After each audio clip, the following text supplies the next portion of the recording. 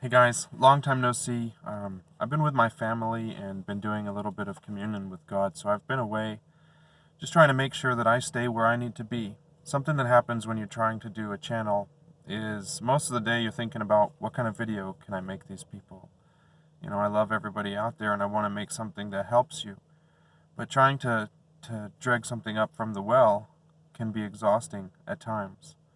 And I just had to take a little bit of time away to make sure that my energies were as high as they could be. I've been having a lot of juice, fresh juice, beets, carrots, things like that. Just monitoring my diet, getting some sleep, and just making sure that things in my life are where they should be. I have 3 kids and 3 step kids, and my life can get kind of crazy at times. But that helps me come to a point that I'd like to talk about today, and that's about the intuition and how to boost that intuition in your real life and apply it to things that are happening in your spiritual life to help you to reach a new level, someplace you didn't think that you could be at.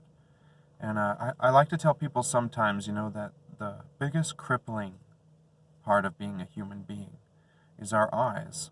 A lot of people will say, okay, so that blind person is crippled. I like to say that we're all crippled just for having the eyes, because the eyes are the biggest part of this illusion. They make us think that things are something that they're not, and they make us to believe that everything is an image and that everything should be judged based on its image. And I find that to be completely incorrect, and I don't think that life should be operating that way. And I think that we should utilize all of the senses, but also understand that senses are only things that can detect physical anomalies and physical things.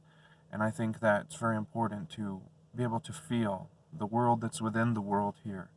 Because just beyond everything that you see and that you can touch is something that you cannot see and cannot touch, and that is just as real as physicality itself. It just seems that we're unable to find out what those things are and how to see them. But it's completely possible to experience both of those lives at the same time. And I can tell you that it's a bit overwhelming at first when you start to realize that everything you see is just one part of a whole.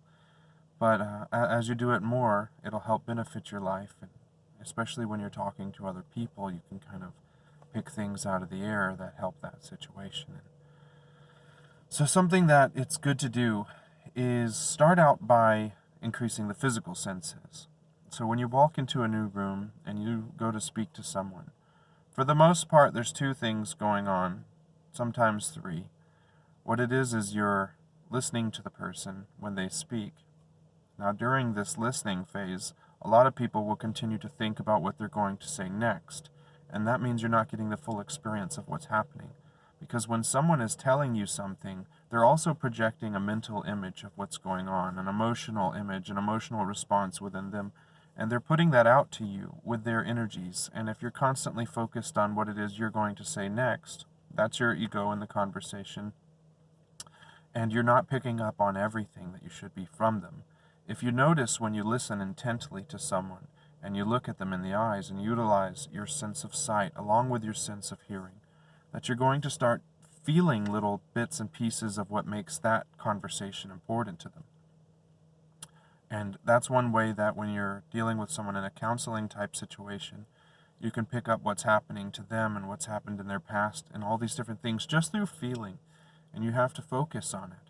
Don't be preparing what you're going to say next. If what you're going to say next has real meaning, you'll be able to say it anyway. So don't focus on the most impressive way that you can say it. Something else is when you're looking at someone, don't just look at them and start judging little pieces of them in your mind. Don't say, there's a hair poking out from their chin, or there's a mole on this person's neck, or anything like that. You don't want to do that at all. What you want to do instead is look into their eyes and try to figure out what soul is inside of there. And at the same time, you're engaging that hearing technique that I taught you. So also during that time, you should be smelling what smells you can find in the area. And I know sometimes that's not the most pleasant thing, but it's part of the whole. So we have all these senses for more than one reason. And you want to be there in that moment. And if you're smelling the air and you're listening to everything around you intently, and you're looking at the person and you're utilizing your peripheral vision, you're going to start to notice all kinds of different things happening in that room than you originally thought. And you're going to be able to have a better conversation with someone because as you're talking to them, you're emotionally connected to what they've got going on, and you're emotionally connected to that story. And then when you speak back to them, make sure that whatever emotion it is that you wish to convey, you're actually pushing that out through your emotional center into the conversation. And I can't promise they're going to listen and understand as well as you. But when you engage someone, they do get a little bit more into the conversation.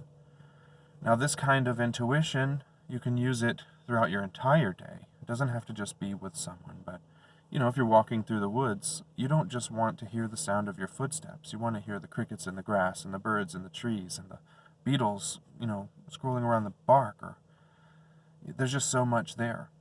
And the more you do this and the more you try to increase all the things you can hear, see, taste, touch, and smell at once, you're going to start getting a better picture of what's happening around you energetically.